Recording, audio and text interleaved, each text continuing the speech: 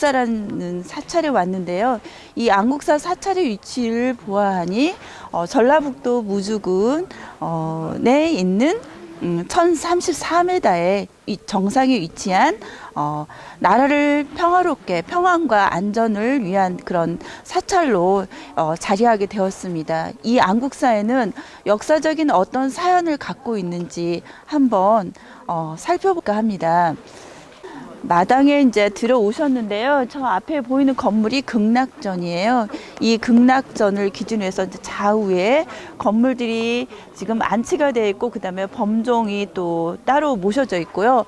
그 다음에 여기에 또 특이한 부분은 성보 박물관입니다. 이 박물관에는 세계적인 불탑이라든가 불상, 여러 관련된 그런 유물들이 여기에 전시가 되어 있습니다. 그리고 여기 위치에 한번 보시면 천불전이라는 건물이 있어요. 이 천불전이라는 건물이 오늘 저와 함께 나누실 이야기의 주인공의 배경이 되겠습니다. 이 천불전은 조선왕조 실록을 보관했던 사고를 옆에 선원각이라고 있는데요. 그 선원각의 그 모습을 그대로 유지하고 있답니다. 여러분, 어젯밤에 혹시 일기를 쓰셨나요? 일기 쓰셨어요? 저는 어릴 때부터 일기를 초등부 6년을 하루도 빠짐없이 일기를 썼던 기억이 있는데요. 그것을 세월이 지난 다음에 돌아다 보니 굉장히 많은 저의 어린 시절의 그런 추억의 그런 증거로서 남아서 저를 굉장히 성장하는 데 많은 도움을 줬던 것 같습니다. 그렇다면 조선시대 왕들은 매일매일 일기를 자신이 쓰는 부분도 있겠지만 타인에 의해서 일기가 써여진 부분들이 있는데요. 그것을 우리가 알고 있는 조선왕조 실록이라고 합니다. 조선왕조 실록 많이 접해보셨고 책이나 매체를 통해서 보셨을 텐데요. 이 조선왕조 실록을 보관한 그 자리가 이곳이라고 합니다. 이곳에서 그 조선왕조 실록이 어떻게 이곳에 와서 보관이 되어 있고, 이 보관된 이 실록 의궤들이 어디에 지금 현재 어디에서 지금 빛을 발하고 있는지 한번 보실까 합니다. 조선왕조 실록의 자리는 여기가 원래가 아니었고 이 인근 주변이었어요. 이 인근 주변에 올라오실 때 보시면은 적상호라는 호수가 있습니다. 이 적상호가 굉장히 높은 지대에 있기 때문에 낙차를 이용해서 양수 발전소가 이 밑에 형성이 됐어요. 그래서 양수 발전소를 형성하는 그런 과정에서 이 적상호 안에 있는 여기 조선왕조 실록을 보관하는 사고와 그다음 그 사고를 둘러싼 호국사와 안국사가 이렇게 배치되어 있었습니다. 그런데 그 적상호에 이제 수몰되는 바람에 이쪽으로 이제 이동해서 새로운 안국사의 호국사 의미까지, 그 다음에 실록을 보관하는 그런 위치로 또는 그런 장소로서 활약을 했던 부분들이 이 안국사에서 이어지겠습니다. 그러면 이제 올라오실 때 혹시 그 올라오시는 그 중턱에서 건물 하나 보셨을 겁니다. 그 건물이 옛 사고를 재현해 놓은 그런 건축물인데요. 거기에는 사각과 그다음에 선원각이 그 안에 배치가 되어 있습니다. 그래서 그 사각 부분에는 실록을 보관하는 장이고요. 그다음 그 옆에 선원각은 조선왕의 왕조에 관한 여러 의궤들과 그다음에 고려사와 고려사 저료를 보관했던 그런 장소입니다. 그런 장소가 이제 그 전란을 맞이하게 되면서요, 위급하게 여기 저 위쪽에 위치한 그런 알념대로 옮겨지는 일이 벌어지게 되는데요. 그 알념대에 가서 그 나머지 부분을 좀 확인해 보실 것 같습니다. 저랑 함께 가실까요?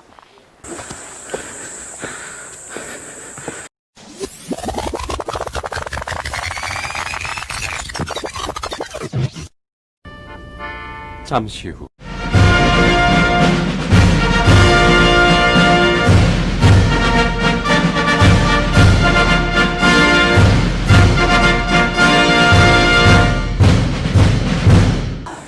여기 지금 정상에 올라왔습니다. 여기가 정상 안국사에서 다시 500m를 올라오게 되면 알념대라고 있습니다. 한번 둘러보시고요. 그 밑에 아찔한 그 실들의 그런 부분들도 한번 보셨으면 좋겠습니다. 지금 여기 안전지대가 있긴 하는데요. 저 뒤에 또 향로봉이 보이네요. 또 향로봉에 또 왔다 갔다 산행을 하셨던 또 기억들도 한번 보시면서 제가 왜 이런 위험하고 또 경치가 또 아름답고 또 아찔한 이곳에 제가 서 있는지 조선 왕조실록과 이제 연결해서 말씀드려 보겠습니다. 조선 왕조실록은 여러분이 잘 알다시피 조선시대 때 태조 이성계부터 순종 때까지 20대의 조선의 왕들의 그런 일 이야기들을 모든 여러 방면에서 풀어놓은 실록입니다. 그 기록물들을 보관하는데 우리 선조들께서 많은 그런 노고와 희생과 그 다음에 나라를 지키는 그런 국호대의 그런 정신을 가지고 이 적상산 사고에서 다시 이 500m 올라온 이 지대에 어떤 이유로 여기까지 올라오게 됐는지 한번 역사 속으로 가보겠습니다. 조선왕조실록은 세계문화유산에 등재가 돼 있죠. 기록문화유산에서 우리나라 기록문화유산 중에서 13건이 올라가 있는데요. 그 중에서 전국에서 전 세계에서 4위에 해당이 된다고 합니다. 그만큼 자랑할 만한 그런 기록문화유산을 가지고 있는 우리나라의 문화유산입니다. 조선왕조실록은 여러 가지 특징이 있어요. 여기에는 지금 27대 분을 모셔놓은 실록인데요. 그 실록 중에서 25대 철종 때까지 472년의 그런 역사를 세계문화유산에 등재가 됐습니다. 그런데 왜 고종과 순종은 실록에서 세계문화유산 기록문화유산에서 제외가 됐는지는 일제강점기에 이제 그런 역사에 왜곡된 부분들이 있기 때문에 그 두 분은 빼고 25분만 등재가 되어 있습니다. 실록을 편찬하기 전에 왕이 즉위해서 돌아가시기 전까지의 모든 사초들을 모아서 실록을 만들어내게 되는데요. 이 실록을 주관할 때 그 임금님 옆에 항상 밤이나 낮이나 국정 일을 하실 때나 그다음에 사소한 일을 하실 때는 항상 옆에서 무언가를 적고 계신 분이 계십니다. 이분들은 춘추관에서 파견된 사관이라고 표현하죠. 이 사관은 문과에 급제한 아주 출중한 인재들 중에서 뽑혀서요. 이 뽑힌 이 사관들은 또 다시 면접을 통해서 영의정과 그런 당상관 그런 분들의 그런 면접관을 통과해서 그 다음에 조건부가 있습니다. 미혼자는 절대 안 됩니다. 왜냐하면 4대조까지 친가 본가의 4대조까지 그 흠집이 없는 집안을 선택해야 하기 때문에 미혼자는 여기에서 자격이 미달되겠죠.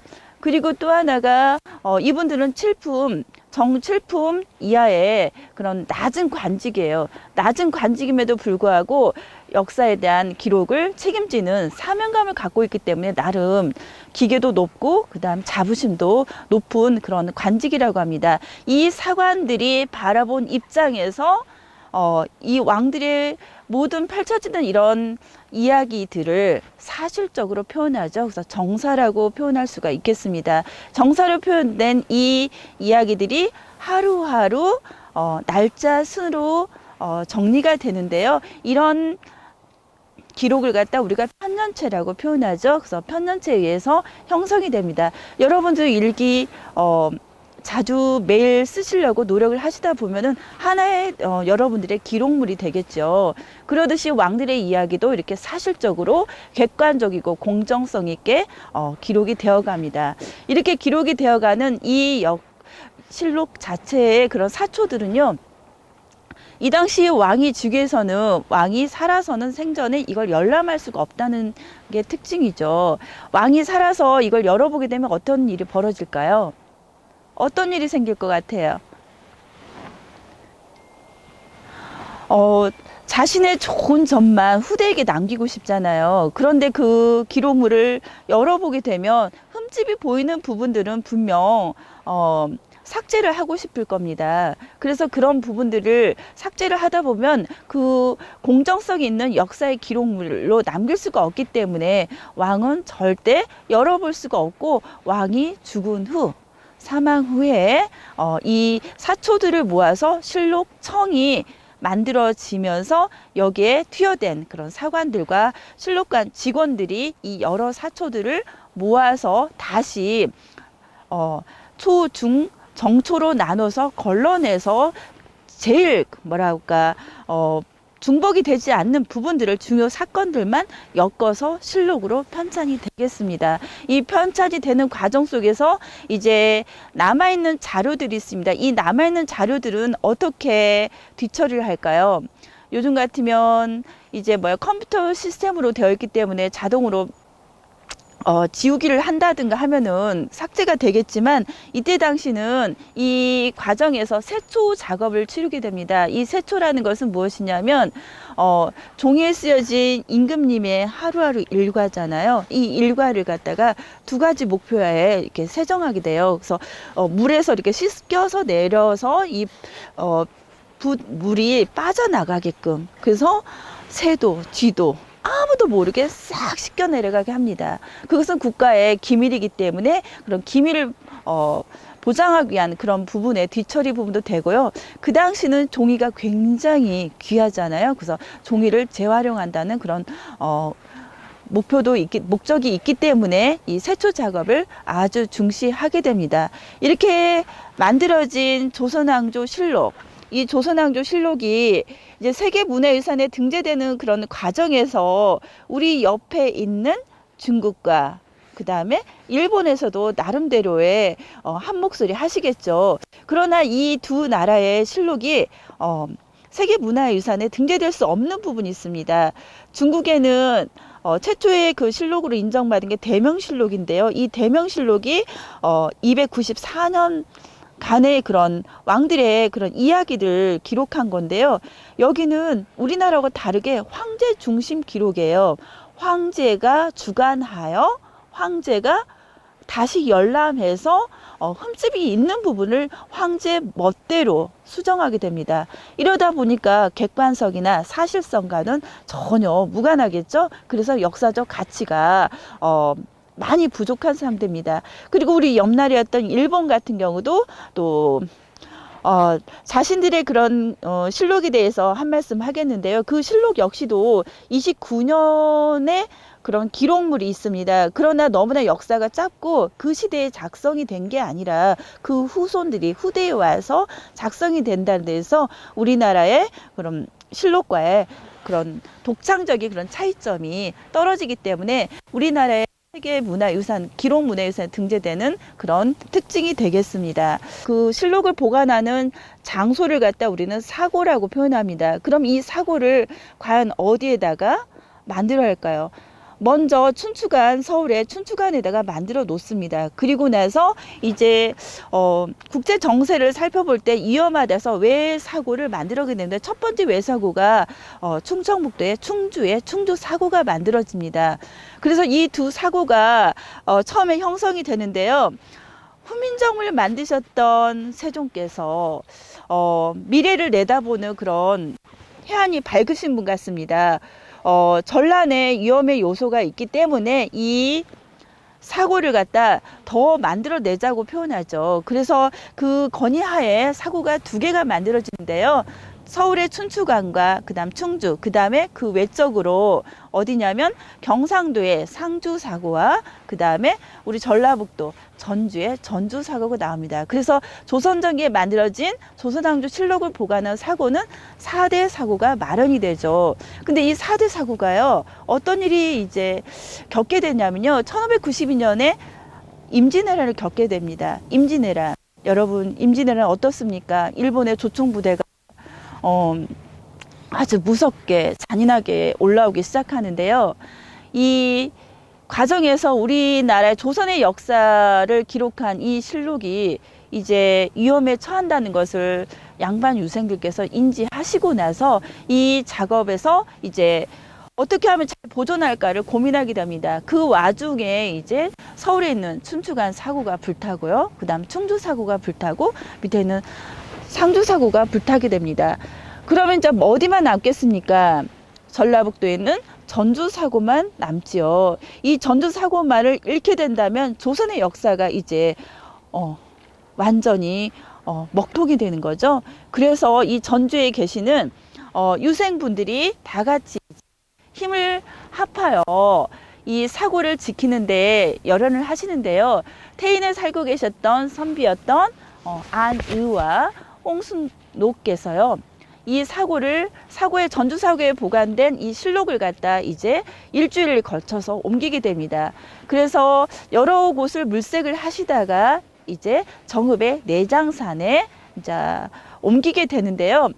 옮기는 과정에서 굉장히 심사숙고합니다. 왜 심사숙고하냐면 이 실록인 종이로 쓰여진 글이지만 왕의 모든 일을 평생의 일을 갖다가 기록을 해놨기 때문에 이 기록물은 왕을 대하듯 같은 마음으로 옮기는 과정에도 심혈을 기울이게 되죠. 그래서 일주일 만에 도착한 이 전주 사고본을 이제 내장산에서 이 두 분과 그 다음 그 주변 분들의 도움으로 374일 동안 이 내장산에서 지켜집니다. 그 지켜지는 동안 이 안의와 홍순옥께서는 하루씩 교대로 숙직을 하시고 또 당직을 하시면서 지켜나가시는데요.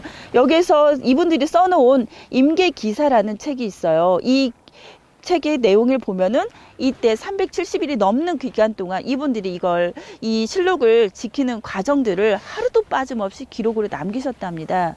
그래서 여기서 잘 지켜진 이 실록이 이제 우리나라의 유일한 문화유산이 되는 거죠. 이 문화유산이 된 거에 대해서 이제 전쟁이 끝난 뒤에 다시 이 실록을 재편찬해야겠죠. 그래서 이 원본이었던 전주 사고본을 가지고 강화도 정족산 사고로 갑니다. 그래서 정족산 만이산 쪽에 이 실록을 보관해서 이 보관한 이 원본을 가지고 다시 임진난 이후에 다시 이 안치할 장소를 계획하기 시작합니다. 조선 전기에는 이 사고가 평지에 만들어졌잖아요. 근데 전란을 겪고 나니까 어때요? 아주 안전지대를 원하게 되죠. 그 안전지대가 어디일까? 물론 강화도도 외세의 침해를 막는데 굉장히 최적의 요새지이지만 이걸 갖다 다시 전국에 있는 높은 산지대에다가 사고를 짓기로 합니다. 그래서 춘추관에 함보를 두고요. 그 다음에 오대산, 그 다음에 묘양산, 그 다음에 태백산에 사고를 짓습니다. 그리고 그곳에다가 내부, 그러니까 강화도와 정족산 사고를 비롯해서 춘추관, 그 다음에 오대산, 태백산, 그 다음에 묘양산 5부가 만들어지게 되죠. 그래서 5대 사고가 마련이 됩니다. 그래서 이제 어느 정도 안정이 되는가 했더니 다시 광해군 때 후금의 조짐이 이상합니다. 이 후금이라는 나라는 여진족이 세운 그 후금인데요. 후금이 인조 때 가면 이제 청나라로 발전을 하게 되는데 이 광해군 때 그 대정세를 잘 파악한 이 광해군이 이거에 대해서 이제 건의를 하게 되죠. 어떤 것이냐면 이 지금 남한에 있는 사고에 있는 실록들은 그나마 나은데 저 북방의 오랑캐들의 그 조짐이 심상치 않기 때문에 저 북쪽에 있는 평안도에 있는 묘양산에 있는 사고를 있는 실록을 옮겨야 한다는 것을 건의하게 돼요. 그때부터 이제 그곳을 어디로 정할까요? 물색을 하는데 그곳이 바로 오늘 저와 함께 동행한 이 적상산 쪽에 진짜 길지로 잡게 됩니다. 지금 여러분이 이렇게 적상산을 한번 이렇게 둘러보시면요. 이 지대가 지금 1034m인데요. 이 적상산의 의미가 뭐냐면 여러분들 지금 이 밑에 부분 아찔한 부분들을 보시게 되면 여기는 산과 물이 풍부하다고 했잖아요. 그거 산 허리마다 그 허리를 기준으로 해서 밑으로 쏟아지는 흘러나는 물이 다 절벽으로 이루어졌어요. 그 절벽 위를 쫙 아우르는 나무들의 단풍들이 굉장히 아름답잖아요. 그 단풍이 붉은색을 띄었는데 여인네가 치마를 두른 듯한 산이라는 의미에서 적상산이라는 이름을 갖게 됐습니다. 이 적상산이라는 이름 속에 이 실록이 여기까지 오게 되는 그런 사연들을 보게 되면 이 광해군의 그런 미래를 보는 안목이 얼마나 출중했나를 확인하는 것 같습니다. 이 절벽을 보면 여기 주변이 이제 산성으로 이루어졌어요. 이 산성이 언제 때에 세워지냐면 고려시대부터 세워지는데요. 고려의 거란 침입 때, 그 다음에 고려 말의 최영장국에서 이 산성을 보존하고 더 축축을 해야 한다는 건의를 하십니다. 그 이후부터 이제 세종께서도 세종실록 지리지에서도 언급했듯이 이 산성의 위치가 굉장히 잘 지켜지는데 노력을 하시게 되죠. 이 노력하는 결과 이제 광해군 때 이쪽으로 옮기는 것이 어떠냐는 의견이 나옵니다. 그런데 여기 보니까 지금 여기 이곳이 알렴대인데요. 이 알렴대가 고려시대 때 그 알렴사로 왔던 군인들이 이쪽에서 이제 대피하면서 몸을 피신했던 그런 장소에서 유래가 되는데, 이 장소가 조선왕조 실록을 임시로 보관하는 석실을 마련하는 그런 장소로도 이어지게 되겠습니다. 와서 보시니까 이 부분, 아찔한 이 부분들이요, 지금 여기로 실록들이 지금 의궤들이 다 이쪽으로 옮겨지는데요. 보시다시피 굉장히 가파르잖아요. 그 작업을 선조들께서 하셨다는데 올라오는데 숨은 좀 가팠지만 그분들의 그런 노고를 생각하면은 그냥 한 번쯤 이 역사의 그 자리에 한번 올라올 만한 그런 장소라고 생각합니다. 그럼 여기 묘양산에 있던 실록이 이쪽에 옮겨졌는데요.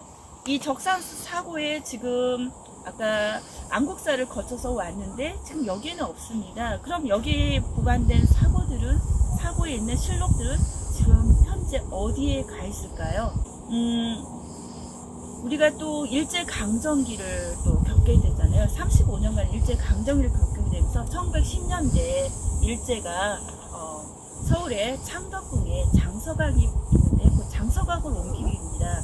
그 장서각을 옮겼는데 또 우리가 또 뭘 겪습니까? 6.25 전쟁을 겪게 되죠. 그 6.25 전쟁 때 김일성이 왔다 가는 길에 조선왕조 실록을 이렇게 탁 들고 모시고 가죠. 그래서 지금 현재 북한의 김일성 대학에 모셔져 있습니다. 다행히 지금 잘 모셔져 있다는데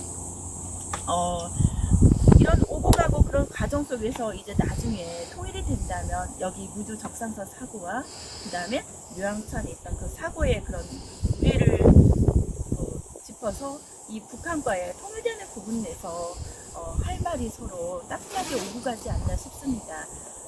오늘 제가 지금 조선왕조 실록을 말씀드리면서 이 실록이 보존되는 그런 부분에서 왜 그들은 그 많은 전란과 많은 위기와 그 다음에 생명의 위험을 무릅쓰고 왜 그분들은 이 실록을 지키려고 했을까? 그 부분에 한번 물음표를 가져보세요. 기록을 남긴 조선의 역사, 기록의 공화국이라고 할 만큼 활자수도 발달이 되고요. 그런 과정에서 이 400년이 넘는 그 기간 동안 전해오는 그 기록물들이 지금까지 보존이 되어 있다는 것은 그 옛 선조들의 많은 그런 나라 사랑하는 마음이 굉장히 많이 내포되어 있는 것 같습니다. 그리고 이 보관되는 그런 과정 속에서도요, 그 3년마다 서울에서 임금의 명령을 받고 사관이 직접 와서 포쇄 작업을 해요. 3년에 한 번씩 포쇄 작업을 할 때 이분들 하에 열람이 되고요. 그 열람하는 과정에서 이 종이 한 장 한 장이 오래도록 변질이 되지 않게끔 그 포쇄 작업하는 과정에서 이제 오동나무에다가 보관을 하지요. 오동나무가 소나무나 오동나무나 피나무나 이런 나무들이 실록을 보관하는데 적격이라고 하는데, 지금 현재에도 현대 과학기술도 이 오동나무를 함께 지금 실록을 보관하는 그런 재료로 지금 활용이 되고 있답니다. 그래서 이 포세 작업에서도 임금을 대하듯이 그 정중한 절차와 그 다음에 사회의 그런 예와 함께 실록을 봉안합니다. 오늘은 여기 무주에서 적산사 사고의 흔적들을 찾아서 또 조선왕조 실록의 그런 지킴이들의 그런 민족 혼들을 생각하면서 이 적산산을 한번 불러보겠습니다. 햇볕이 굉장히 세게 내리쬐입니다.